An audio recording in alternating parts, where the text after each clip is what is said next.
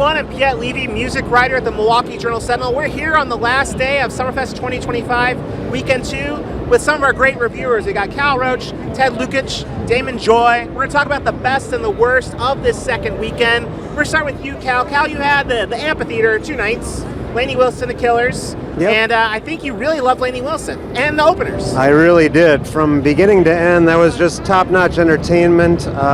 Starting off with Shane Smith and the Saints, I mean, it's a band out of Austin. This guy's got a really great full-throated voice. The band was fantastic. They had a great fiddle player. Next up was Lucas Wilson, of course. Lucas Nelson, son of Willie, of course, and he also had a great band, but what really came across is like his records don't do justice to that voice, the power of that voice. You have to see it live to really believe it. And then Lainey Wilson, just she and her band as well, just incredible performers, bringing the little girl on stage to be the cowgirl of the night. Yeah. Just a great entertainment. And, I don't have a worst, but I do have a bone to pick with Lainey. Okay. Her new song, Somewhere Over Laredo, that's cheating as a songwriter. You can't do that. You can't steal from Somewhere Over the Rainbow like that. I'm sorry.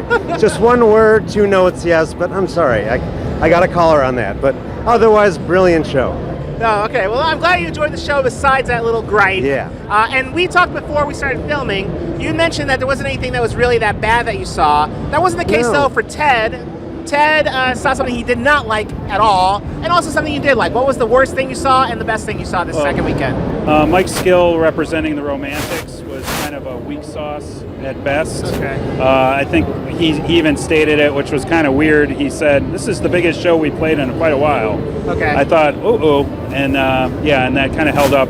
Using a saxophone on Talking in Your Sleep was kind of a bold choice that didn't work out. Yeah. And then he kind of enunciated lyrics. It was kind of a rough one. On the other hand, Local H that opened up for Bill Corgan, amazing. They decided to widen it up. They're usually a dual, and they wanted to go with a 3-piece. So they went with the common choice of 2 drummers. Okay. And filled the stage with a wall of sound that was just amazing. So they were really great.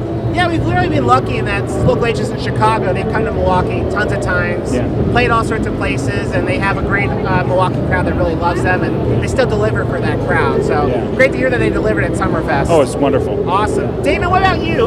We had talked before the video. You said you didn't really have anything too bad. You said Mayday Parade was but you did have 2 things that you did really like a lot this second weekend. Yeah, surprisingly, again, not my thing, but Yvette Brothers, they just sung their hearts out. Their faces were contorting and like throats were just crazy. Like they sing hard. And I'm a sucker for cello apparently because Joe Kwan was he was killing it. And, he's holding it up the whole time. Yeah. I just thought overall it was a fantastic show. Audience was really into it, singing along.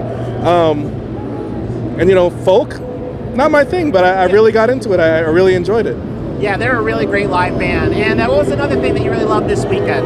I thought Offset, although he was 30 minutes late, was surprisingly good. Okay. He's had a lot happening with his personal life lately, and it doesn't show because he came out as soon as they got their thing together. I don't know what the problem was with him being late, but they had some audio issues too. Yeah. Once he got it together, he was just thunderous. And there were so many kids there, just spilling out of the US Cellular just everywhere. But he rapped over his own tracks, but again, his voice is so just boisterous, you can't even really tell unless you're really listening. But it was a really good show. He did really good. He did great. I was amazed. Awesome. That's great. I mean, for me, I think there wasn't anything too terribly bad second weekend. I guess if I had to mention something as a bad thing or the worst thing that I saw was Skrilla, who was also the US Cellular Connection stage, one of the openers before Offset, and he wasn't even that bad. He still seemed to be having a good time, but there was kind of this funny kind of Spinal Tap moment where he was complaining that there wasn't a mosh pit, and then he jumped in the crowd to try to create a mosh pit, but the fans were so young, I guess, or clueless, they didn't really know what a mosh pit was. So he was standing in the crowd with these teenagers, and he was like, okay, now get real crazy and run into each other. And they didn't really do that. They were just cheering and stood there. And he just had to go to the stage unsuccessful, not able to create a mosh pit. But again, he still seemed to have a good time. Fans still had a good time. As far as things that were my favorite, I'll have to mention like 3 bands that, I guess could be considered nostalgic bands, but they still sounded as great as they were in their prime. I'm talking about Devo on June 26th, Cake on June 27th, and also Billy Corgan and the Machines of God on June 27th. I mean, Devo and Cake especially, I mean, those bands are so distinct, so different, that I think that kind of helps. The fact that they're playing now, late into their careers. Devo, this might be their farewell tour. They sounded just as good and just as fun as they did back in their prime.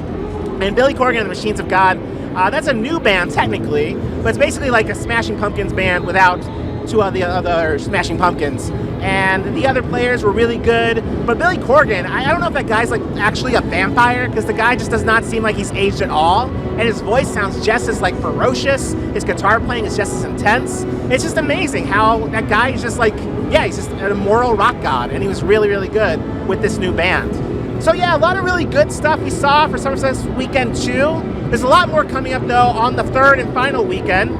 So keep coming back to jsonline.com/Summerfest for more coverage. Thanks a lot for watching.